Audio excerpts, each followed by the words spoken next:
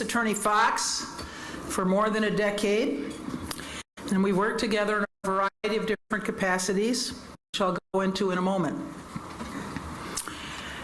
I'm inspired by her unwavering focus on and commitment to our local community. Chicago born and bred, Kim understands and embodies what makes the region exceptional. Our people, our culture, our shared ambition to make our city and our communities better for all of us. She's also intimately aware of what needs to change.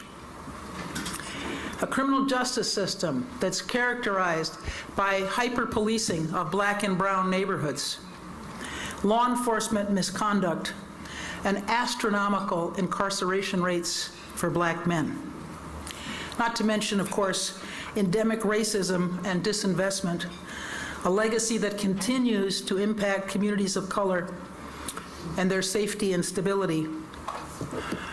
Throughout her career, State's Attorney Foxx has remained focused on thoughtful, equitable policies and programs that focus on people and build safe communities. She continues to push our system in the right direction, moving us away from the ineffective and harmful practices of the past and helping to create a criminal justice system that is more fair, equitable, and effective. In 2013, Kim joined my administration as Deputy Chief of Staff and then Chief of Staff. Together, we were able to help advance critical justice reform that centered on the needs of young people.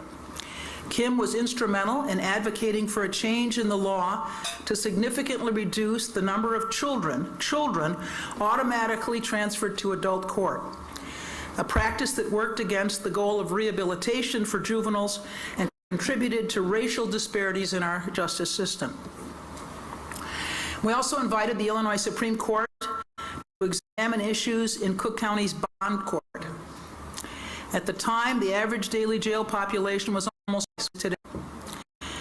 A large portion of that population was people accused of low-level crimes who were in jail because they couldn't pay cash bonds. This initial examination of our bond court and pretrial practices kicked off an unprecedented review of our systems and waves of reform. Cook County has made significant progress towards safely reducing the jail population and is emerging as a leader in pretrial reform. This momentum continues with the Pretrial Fairness Act, PFA, currently under review by our state Supreme Court. As the leader of our state's attorney's office, Kim has continued to work with fellow stakeholders on reforms and initiatives that improve the outcomes for residents and communities. Her administration has developed innovative, equitable policy programs that focus on justice and prioritize community safety. This has included bond reform, a cannabis conviction relief initiative, the creation of a gun crime strategies unit, and a strategic response to the increased levels of gun violence. She's led her office through one of the most turbulent and unprecedented times in recent history, with a global pandemic and a national surge in gun violence, which has profoundly impacted our local communities. During this time, she's focused on collaboration, community outreach, and transparency. Cook County is better because of her leadership, her partnership, and her commitment to working for justice in the pursuit of thriving, healthy, and safe communities across Cook County. I'm incredibly proud to introduce Cook County State's Attorney, Kim Foxx.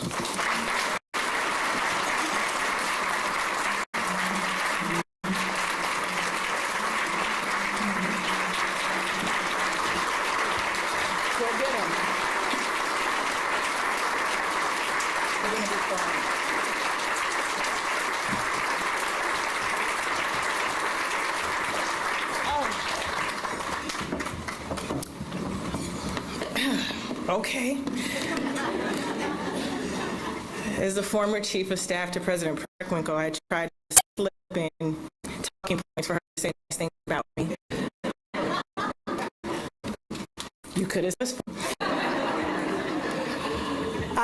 Thank you, President Preckwinkle. Thank you all for joining. Point of privilege in my gratitude to President Preckwinkle. When I met her over a decade ago, I had just left the state's attorney's office after a 12-year career where I served as a line assistant and ultimately as a supervisor. And in 2013, after the loss of my mother, where I was trying to figure out how I can be impactful and have meaning in a criminal justice system, and one in which I had worked for a dozen years, I was somehow called, not by the president, but something, to the president's office, which she said when I first met her to the lore that somehow how we knew each other, was that I like public defenders.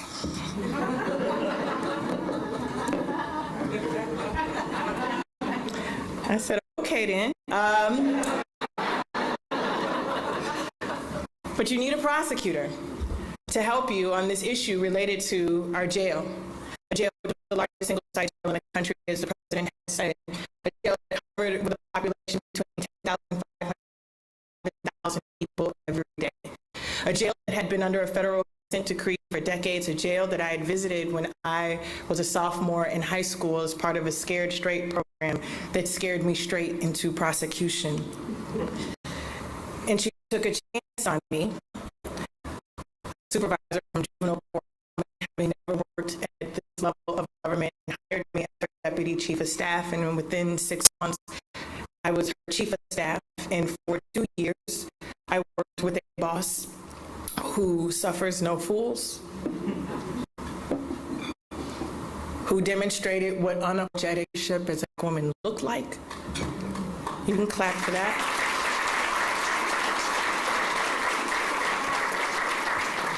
Who, no matter whether we were at the City Club or the Economic Club, the Boys Club, or on 79th, the speech was the same. She speaks the same. And so what she knows is that I have a speech prepared to I'm going to read it. But I assure you, Marianne, the outcome is the same. I want to begin by thanking my incredible state attorney staff who is here. I must tell you that you, County, are so blessed, so fortunate to have the best and brightest lawyers, victim witness, administrators, and investigators in the country. These people who, through the course of my tenure, have been asked to carry a criminal justice system on their backs under circumstances that no one could have ever imagined. Through the closing of our courts, through COVID-19, where our assistants and our administrators and our investigators themselves were dealing with horrific losses, spouses, children, who went home thinking they were going home for 2 days, maybe 2 weeks, and it turned into 2 years, and our obligation to administer justice never wavered, nor did they. They went from bills and papers to a digitized office where the Cook County State's Attorney's Office left the 19th century very quickly and zoomed into the 21st. These men and women who have never wavered in their commitment to public safety, no matter the attempts to diminish the work that we did, deserve all of the standing ovation. I wanted to ask them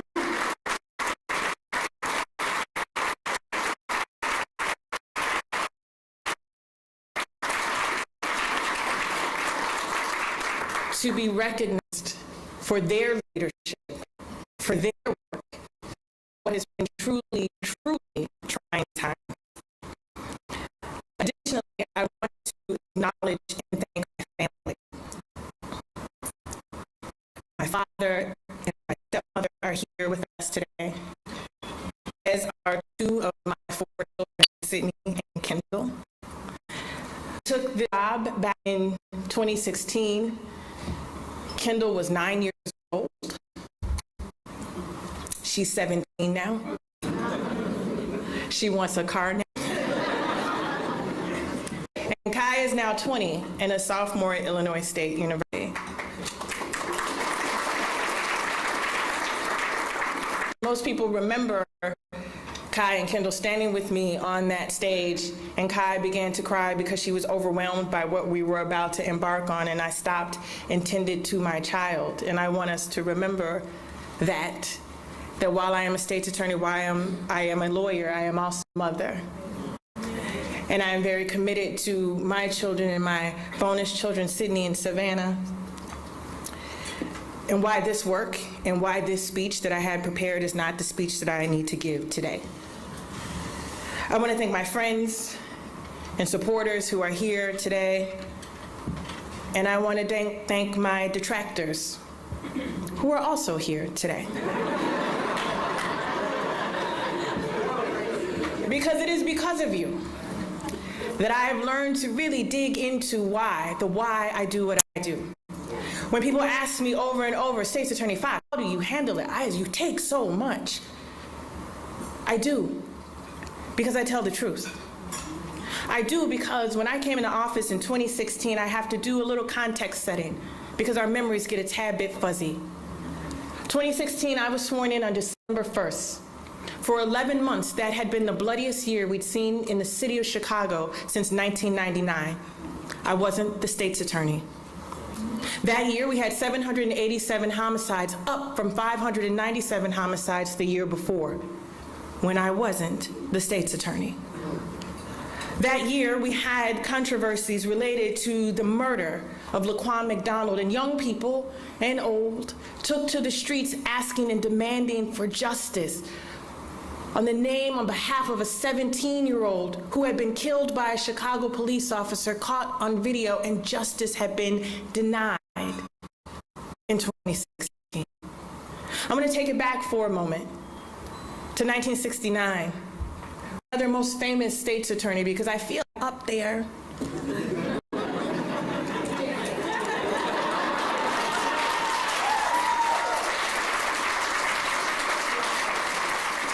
1969, Edward Hanrahan was the state's attorney who signed off on the warrants that led to the murders of Fred Hampton and Mark Clark. And I mention that because in the course of the last couple of years, I've heard people mentioning other people's names as somehow disgraceful upon the office of the state's attorney, and I have to say, not. We have to go back to Fred Hampton and Mark Clark. I go back to 2016 when I ran for office, in less than 1% prosecutors, the 2,400 prosecutors across this country, less than 1% were women of color. 2,400, less than 1% women of color. 79% white men, 16% white women, 4% men of color. I knew when I showed up and put my hand on that Bible at the Harold Washington Library, a black woman from Cabrini, my presence alone was disruptive. I didn't look like the other state's attorneys, and I did not intend to act like them either. I came on a mandate to acknowledge what the system was supposed to be. As a prosecutor, my job is to be a minister of justice. My job is to ensure that communities like the one that I grew up in were healthy, safe, and thriving. What is often talked about in my bio is that I am a child who grew up in a household, a teenage mom who had 2 children by the time that she was 18, that I lived at 624 West Division in the Cabrini Green Public Housing Project, that at the age of 6 until I was 8, I was sexually abused and assaulted. When I was in high school, we moved earlier from Cabrini to Lincoln Park, and for year after year after year, I moved from apartment to apartment to apartment because I could not afford where I stayed. And for 6 months in my junior year of high school, I was homeless. This might sound eerily familiar to many of our CPS students because I see some of our folks here. I lived the life of a gifted student who came from circumstances that were incredibly difficult. I had every criminogenic factor to end up in our criminal justice system, every single one. And people, when I tell this story, say, Kim, how did you make it? And it is based on the supposition that I was supposed to fail. And that supposition about my failure is not because of my work ethic, how hard my mother tried to provide for me. It is because we recognize that the system had provided a school in Cabrini that was not equal to the school in Lincoln Park was a failure for Black and brown students. It was based on the supposition that we know that public housing policies that trap people into poverty leads to criminogenic factors. That I didn't make up. It is based on the supposition that we know that these factors, when we look at young people today in the very neighborhoods that are impacted by crime and violence, why can't they just do better? We know why. Because I shouldn't be the inspiration. I should be the expectation. So when I came into office, I did center that lived experience. I centered what did it mean to be the first Black woman elected state's attorney, to be the first Black person elected to the state's attorney's office in a criminal justice system that saw 77% of the people in our jails Black. That saw the overwhelming number of people who are the victims of violent crime Black. To see a system where we were overrepresented, but when I was an assistant attorney, I was one of a few. To have worked in that office for 12 years and walk down halls and see pictures of people who could have been my cousin or my uncle, either as victims or as defendants. And to say that while I am a lawyer and a policymaker, that I must lead centering the people who are impacted by our decisions. Because it was proximate, because I could touch it. Because I could not go to work in the morning and not have a good dinner with my grandmother in Washington Park that night and keep doing what others had done. The policies that somehow feel disturbing were rooted in people who had never had access to power.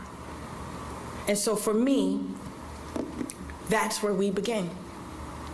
In 2016, I was not the cause for the most bloody year since 1999.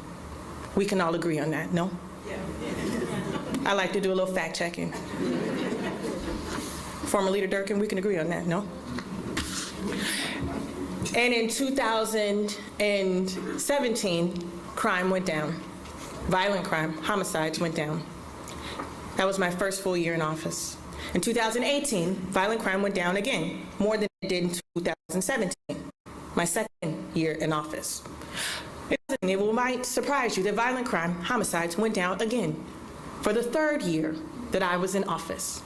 Now, I'm not suggesting, because that would be factually inaccurate, that anything that I have done would lead to violent crime going down, which is why I refute the supposition that where we see ourselves today, with the rise in violent crime that coincides with the once-in-a-lifetime pandemic, is somehow the result of the Cook County State's Attorney's Office. It just doesn't add up.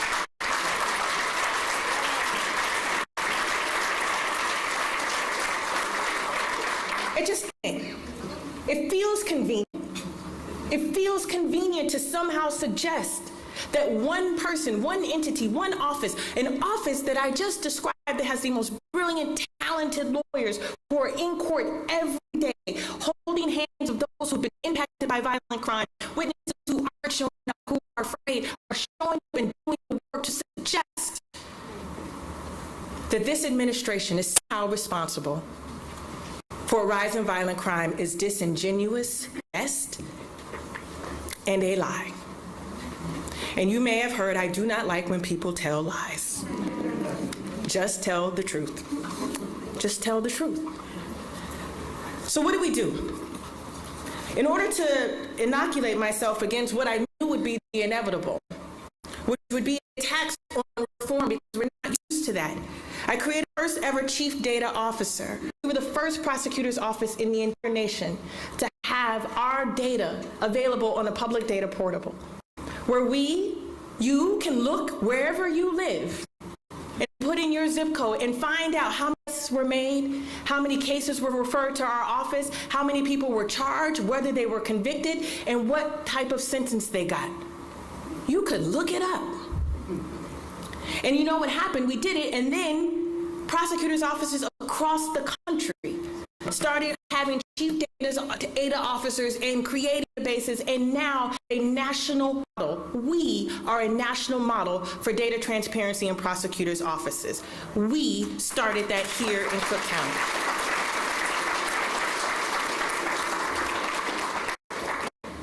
We had the first ever Chief Diversity and Equity Inclusion Officer here at the Cook County State's Attorney's Office back in 2017, before the murder of George Floyd, before it became in vogue to say we're talking about diversity, equity, inclusion. We did it in 2017 because we knew that the work that we were doing was impact those communities. To ignore the fact that race and class and poverty did not impact our decisions would require us to put on blinders and continue with policies that were failing. And so now it is also a norm, prosecutors' offices across the country, to have chief diversity, equity, and inclusion officers. We started it here. We have a chief ethics officer that allows for us to have in-house someone to work with us to engage around issues of prosecutorial misconduct, and I'll get to that in a moment. The first of its kind in 2017. We also had a number of policies that have already been talked about by President Preckwinkle related to marijuana, for example, where we knew that people were being arrested, Black people were being arrested for marijuana at a rate 7 times that of whites. 7 times.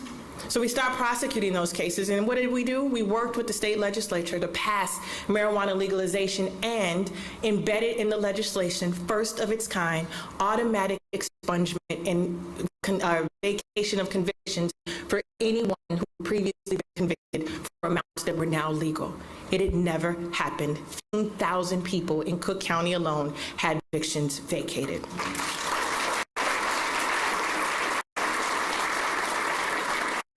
And just when we're out saying, man, that State's Attorney Foxx, the things she did, when you have that gummy later this evening,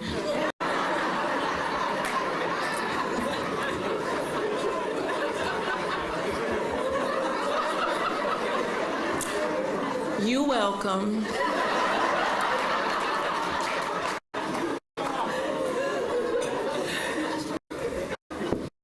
We worked on bail reform. As President Preckwinkle said, this is something that is near and dear and true to my heart. And the work that we were doing on bail reform subsequently led to efforts across this state in the historic passage of the Pretrial Fairness Act that should have gone into effect on January 1st. But you will be surprised to know that there was litigation that was started to stop the implementation of bail reform here in Illinois by other states' attorneys. That I was one of 2 states' attorneys, myself and Eric Reinhardt from Lake County, who said that we recognize that having a bail system in which cash determined whether or not you walked and not your risk to others was unfair.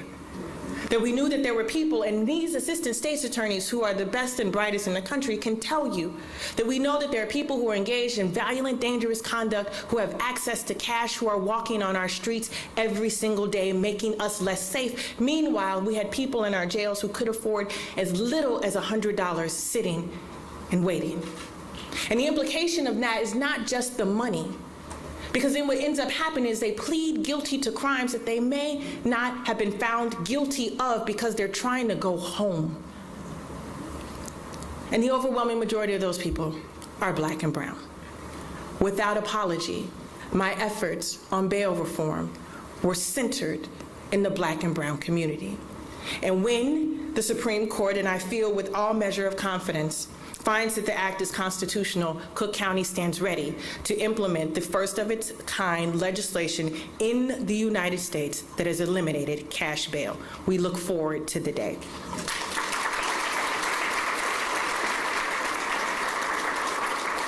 In the meantime, while we're working on these issues of reform, because I know that that's what people talk about most with this administration, and it is what I'm proud of, we do the bread and butter of our work, which is prosecute violent crime.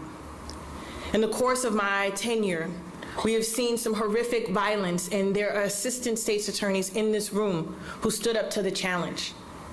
To First Assistant Risa Lanier, who has been my rock during this work, who right before the pandemic closed the doors, tried the case of Commander Bauer, and he was found guilty. Risa Lanier worked on that case.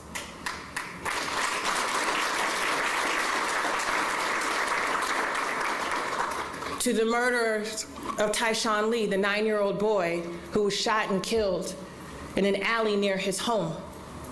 We secured a guilty in that case. In the case of Hadia Pendleton, the 15-year-old who was shot and killed days after performing for Barack Obama, our assistant state's attorneys worked to bring justice in that case. You will not find a prosecutor's office in this state that has tried more murders, gun cases, or violent crime cases than the Cook County State's Attorney's Office. I dare you to find one. And while it does not fit the narrative of what it is that this administration has done, these men and women tirelessly, first and foremost, put the work of keeping our community safe at the forefront. And then, because I know I gotta,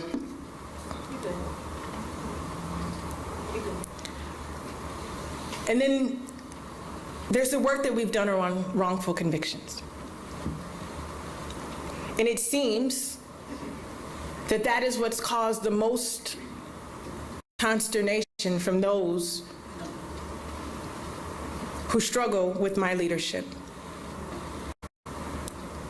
I spend a lot of time, I'll just address the elephant in the room. People ask me a lot about one case. I'm gonna let you guess. They ask me over and over again, State's Attorney Foxx, do you have any regrets about the Class 4 non-violent felony against a D-list actor who committed a crime against himself?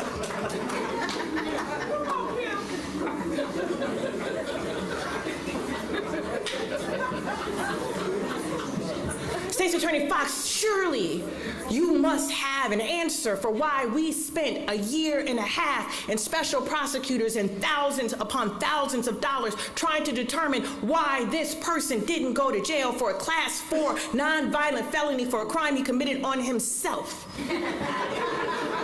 Surely, State's Attorney Foxx, you know that that has caused shame and embarrassment to our criminal justice system. Surely, State's Attorney Foxx, you know we are all embarrassed.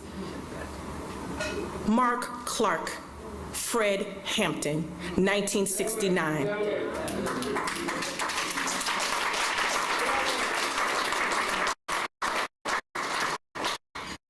I mean, I'm not here to judge where we put our priorities, but the fact that I have been asked and that more ink has been spilled by editorial pages and newspapers and reporters that probably when I leave this earth, my epitaph, my obituary will mention Jussie Smollett makes me mad.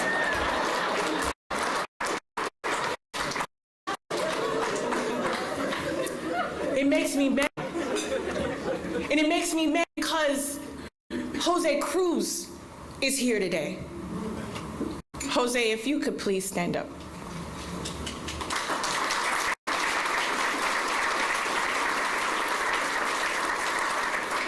Why does it make me mad that you asked me more about what happened with Jussie than you did about what happened to Jose Cruz? Because Jose Cruz spent almost 30 years in prison on what he believed would be a life sentence for a crime that he didn't commit because he was framed by a corrupt Chicago police detective. That I met Jose Cruz last summer when I went to Stateville Prison to deliver a commencement address for the inmates there.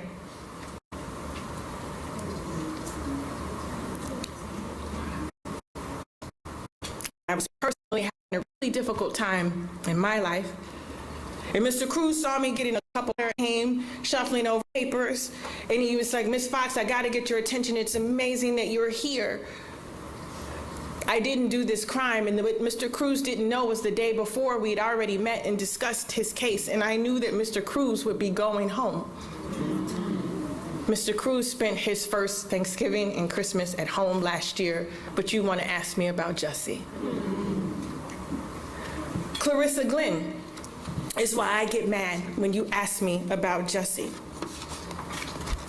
Stand up, Clarissa.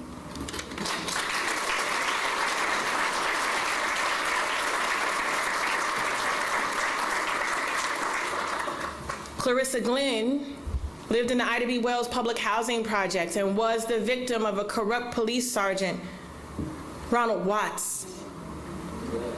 Clarissa Glenn was given a case in which she knew she was innocent and was convicted, and not only her, but her husband. Clarissa Glenn is like me, she's a mother, and the impact that the wrongful conviction of herself and the imprisonment of her husband had on her boys. That when we did the first ever mass exoneration in this county back in 2017, the first ever, everyone applauded as though it was a human interest story. And then I met Clarissa at our next mass exoneration. And Clarissa said to me, "Ms. Foxx, I appreciate what you are doing, but you know what has never happened? No one has ever apologized to me for what they did to me and to my family." And I stood before that podium and I publicly apologized for a conviction that I did not secure, but that the system procured. And it has never been lost on me that these are not public or human interest indictments of a system that allows for people to prey on people in public housing, do what they will, and nothing happens. But you want to ask me about Jussie. Anjanette Young. Stop, Anjanette.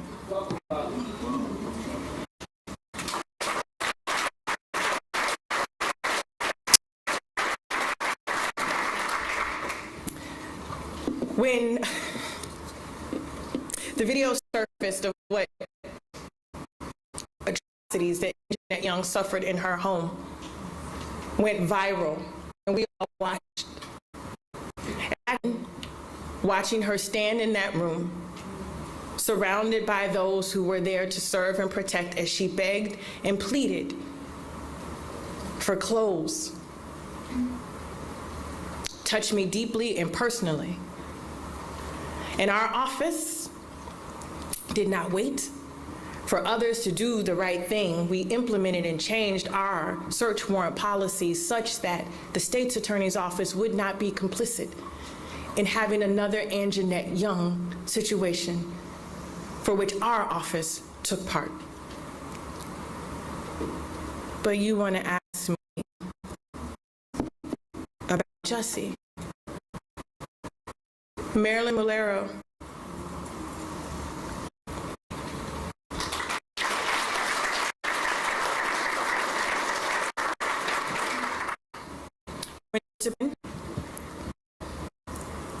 For a crime which she didn't commit as a young girl, spending the majority of her formative years there, a crime she didn't commit, in which she was wrongfully convicted based upon evidence and a testimony of a police officer. And Marilyn is home and advocating not just for herself, but for the others who have been wrongfully convicted. But you want to ask me about Jussie. And lastly, Adolfo Davis.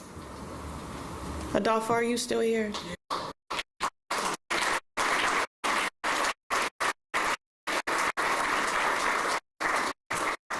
In addition to being sharply drawn, Adolfo went to prison as a child. And I recognize that people say, you do the crime, you do the time. Adolfo went to prison as a young man for what it was a heinous offense. And Adolfo, when he went to as a 14,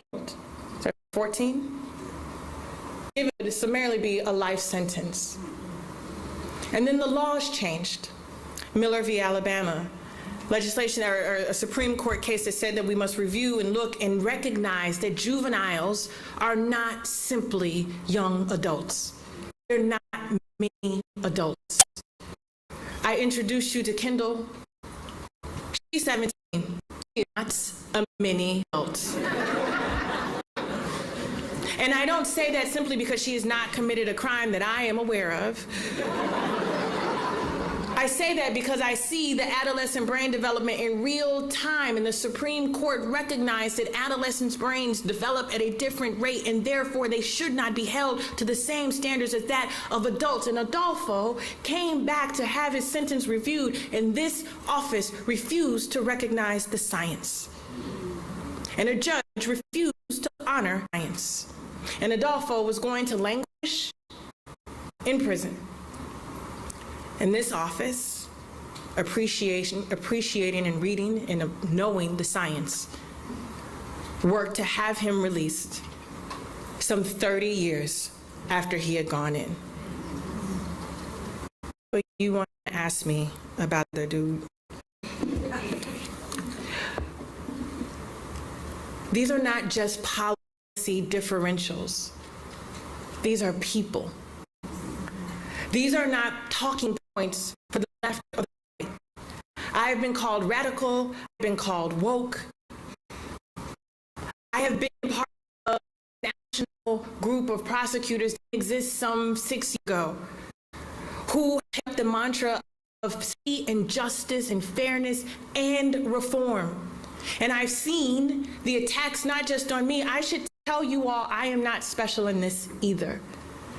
Governor Ron DeSantis stripped Andrew Warren of his seat as the state attorney in Tampa because he said he wouldn't prosecute people for getting gender-affirming surgery. But people want to remind me that there was a former resident here who moved to Florida that matters more than someone who shares his name on 79th Street, Ken Griffin.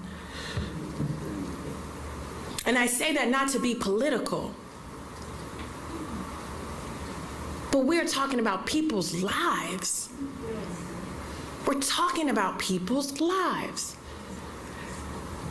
Larry Krasner, the Republican majority in Pennsylvania, tried to impeach him. Boudin got recalled. Kim Gardner, the attempt to have her removed. This is not.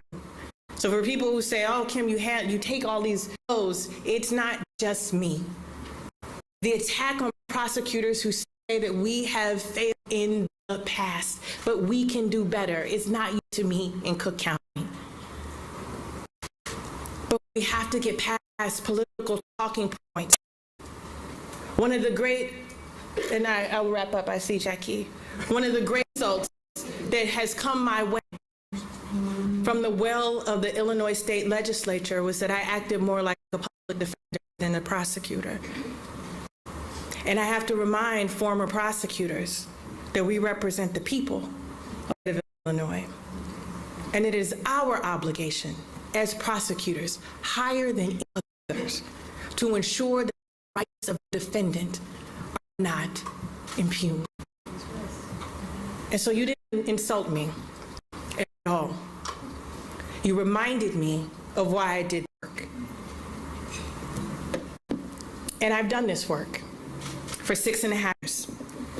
And when I started this work, when Kendall was 9 and Kai was 12, I didn't set out to be a career person.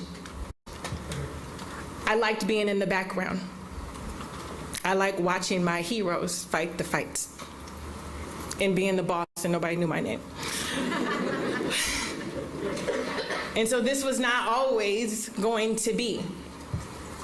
That when I became state's attorney, I knew that I had a mission and an agenda that I wanted to achieve, which was fairness, justice, and equity, and that kids who lived in neighborhoods just like mine could live to see another day, and not just live, but they could be lawyers and policymakers in the city that they call home. And I feel that I have done that. And so I am announcing this day that at the conclusion of my term in November of 2024, I will be stepping down as state attorney. I will not be on next year's ballot by my choice. I do this decision, I didn't take it lightly with Jose and Adolfo and Clarissa and Tyshawn Lee and Commander Bauer and the names of whom I didn't name today in my heart. But it's time. I do it at a time where there's been much speculation as well live in this city.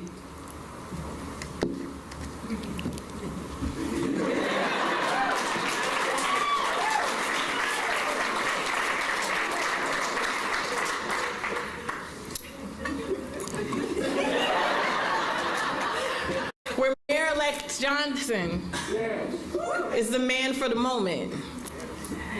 And I met with Mayor-elect Johnson yesterday, and I informed him of my decision to not run again.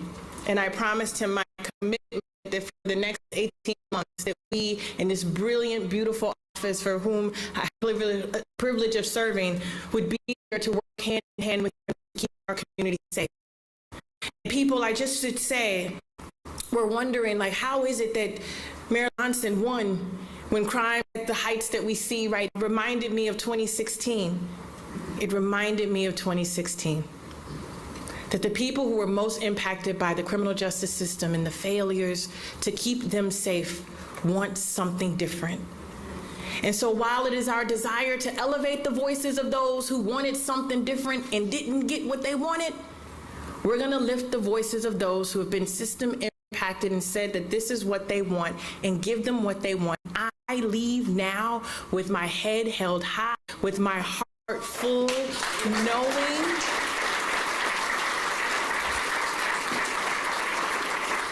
that better days are ahead, and it has been my honor and my privilege on behalf of Project Kids across this city. We in the house. Liz Thompson, they don't know, they see you as philanthropist. You from Cabrini, baby. They don't know. But I do this on behalf of those kids who are dying in our streets right now, whose potential we are losing out on because of our failed policies and practices. It has been my honor and my privilege to represent them with the fullest. And in my next lifetime, my advocacy for these issues will not waver, my commitment will not be done. You will be able to call me Kim. Thank you so very much.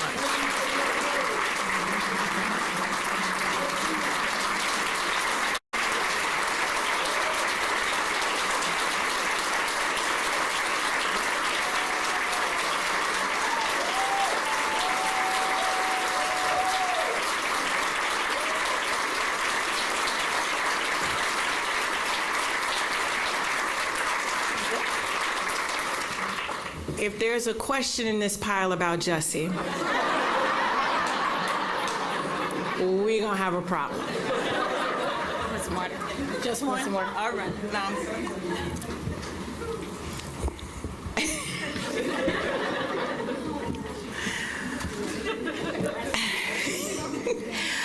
So Maya Angelou says many things, but one of the things that she said is, if you want to get started, the best way to do so is to stop talking and to start doing.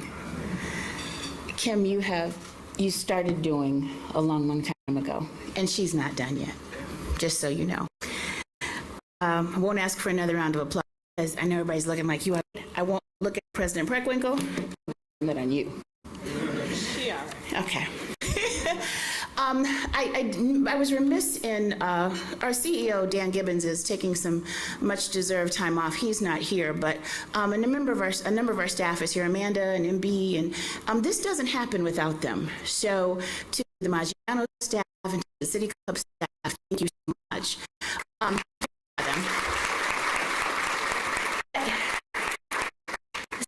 Talked about her staff, but I didn't see them stand up. Did I miss? If you please stand up.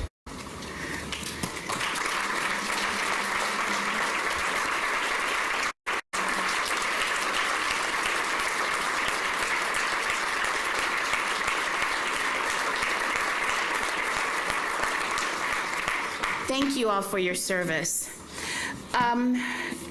If we're working on a doc or something that you want me to do the voiceover on, I think it should be called "My Presence Alone Was Disruptive." You like that? You like that? I like that. I like that. Look at all that. All of that. Right. So there are a ton of questions, but I am considerate of the time. So I'm going to a couple because the reality is she literally hit each one of these questions during her not speech. Is that what it was? Yeah. Right. It was not. So real quickly, this is, I'm going to modify this question a little bit from Gina Lamar Evan. Gina, I see that you're not, we're going to have to fix that. Omar's not here today, but I know how to find you.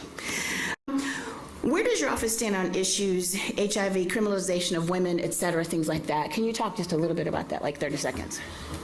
Yes, my office believes that we are in the business of ensuring public safety, that criminalization bills regarding health care are not in the furtherance of the interests of public safety. I serve as the co-chair of a national task force of prosecutors across the country who are committed to fighting the criminalization of abortion and reproductive rights. I believe wholeheartedly that a woman or anyone who is able to bear a child should have the right to make choices about their body and their autonomy, and the criminalization of such should be thwarted at every measure, and that is my effort in this life and the next to ensure that that doesn't happen.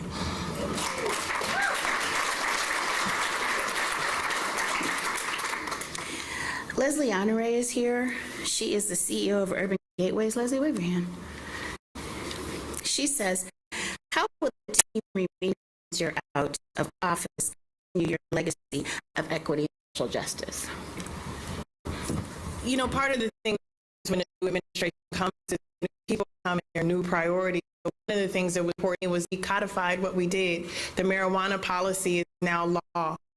We stopped prosecuting people for driving on suspended license for their inability or pay tickets and fines. The criminalization of poverty, the License to Drive Act passed and was signed, and so we don't do that anymore. And then the work around bail reform, the Safety Act, the Pretrial Fairness Act will go into effect, and our bond policies of the past will now be the law of the land. So what we believed that we should do is not just have policy that was to the decision of those coming in, and so it is, we've got 18 months and legislature, we work fully to ensure that there are more laws in the books to ensure equity and fairness for all.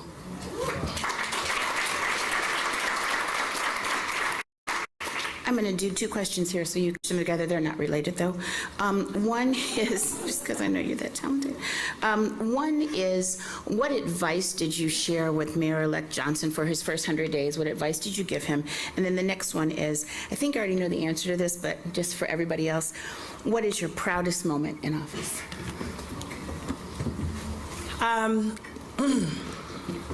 I will be honest, I told Mayor-elect Johnson that as a Black leadership, that his role would be very difficult. I told Mayor-elect Johnson that I saw that despite the fact that he had yet to put his hand on the Bible, that didn't happen until May 15th, he was somehow responsible for violence in our communities. That seemed crazy to me. What didn't seem crazy was that it was a Black man taking on a role in a city that has not fully acknowledged or reckoned with its history of racism and what it does to Black leaders. And I told him if anything that he saw in my leadership, because I would imagine you know that it has not been easy, is that you have to keep going. But know it's coming. And that his responsibility is to do the work with the full knowledge that it's not going to be fair. And a lot of folks in this room know that it's not going to be fair. But he has a job to do, and to elevate the voices of the people who put him there.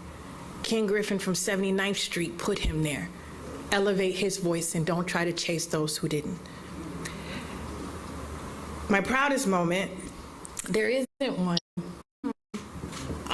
You see Anjanette or Adolfo or Jose or Marilyn, when you see your assistant state's attorneys who have gone into courtrooms and learned how to do Zoom to continue justice, it's the stuff that doesn't, it's not headline making.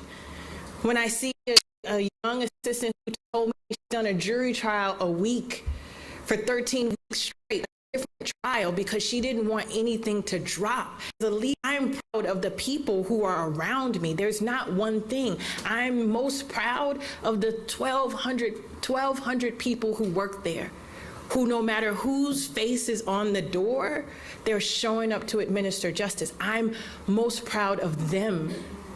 I am most proud of them. And I'm proud.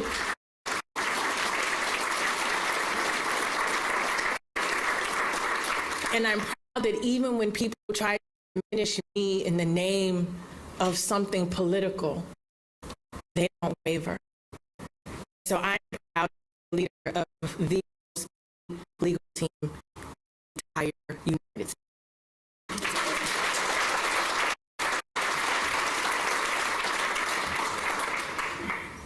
So while this is, I don't know how many times you've spoken, I did not count. Amanda, do you know? A whole bunch. So, this is asked as, how many, Amanda? 4 or 5, something like that. No, I'm gonna be back next year. We got 8. Okay, so yes, you can come back again, but you were kind of stealing my thunder, man. I was trying to. Because they'll say she's leaving tomorrow. I heard the rumors. Don't. But that's not what I said. So there is a picture somewhere floating around that it's a picture of Kim and a couple of others, us and President Franklin, and I literally thought that I was as tall as Kim for years. True story, she knows it. I really thought I was as tall as her. And I saw this picture, and it was before I had to stop wearing heels.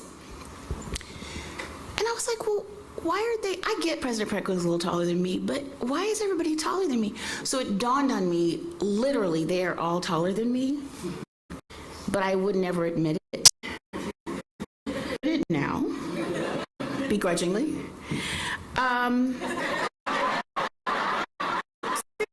Saying, what I was going to is that while she may be at the end of her term leaving the state's attorney's office, there's so much more for Kim to do. If Dan were here, he would say more to come. You know, Dan says it every time he's at the mic. There's so much more to come. She's just getting started. And I sit in a seat of privilege of being able to see it all, as does the rest of the world. But this year, another year membership, and Kim does use hers. I do. So she really does. And that will be, well, you're going to speak one more time, so you get one more, right? No more mugs. We still get mugs? Well, see, I knew Kim was going to be the one to ask about the mugs.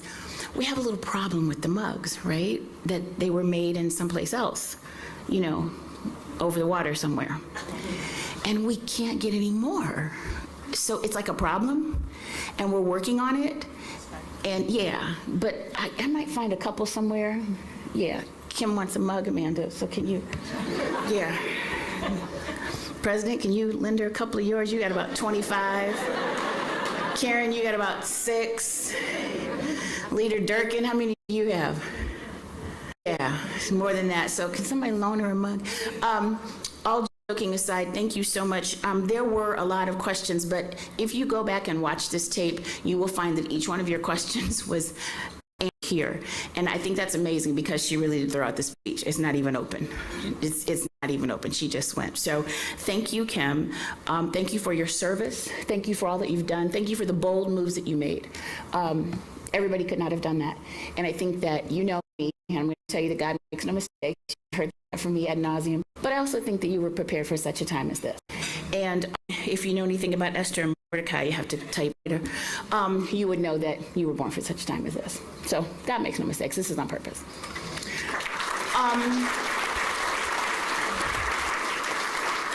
We are so far over time that I'm sure somebody's going to give me the hook for it. Don't step down because you got to do pictures and stuff. Yeah. Every City Club luncheon is not going to be jovial and laughing and, you know, lots of fun stuff. Sometimes this public affairs stuff is tough. And I believe that each one of us probably needs to go back and watch this again because you couldn't have heard everything. Because what she poured into us today was some tough stuff. Go back at your numbers, look at your data. Here today, so I'm sure he probably wrote a bunch of stuff. But go back and listen to it again. And that's pretty much what I got for you today. Am I leaving anything out? Okay. Let me just look over here at Amanda. Did I leave anything out, Amanda? I'm just looking here. How do you know? You don't have my notes? Thank you, everyone, for being here. We are adjourned.